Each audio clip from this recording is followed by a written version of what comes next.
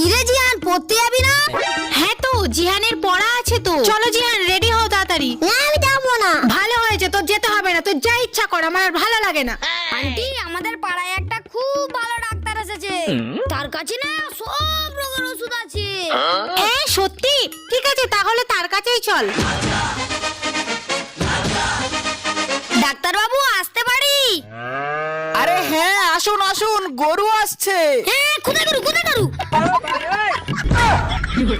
আরে আরে, ওসব কথা বাদ দিন, বলুন বলুন, কি সমস্যা? ডাক্তার বাবু, আমার ছেলে না একদমই কথাই শোনে না, কি করা যায় বলুন তো? ও আচ্ছা, দাঁড়ান। এই নিন, এই সূত্র প্রতিদিন রাত্রিবেলা ঘুমানোর পরে এবং সকালবেলা ঘুম থেকে ওঠার আগে 1 চামচ করে খাওয়াবেন। রাত্রে ঘুমানোর পর ওষুধ?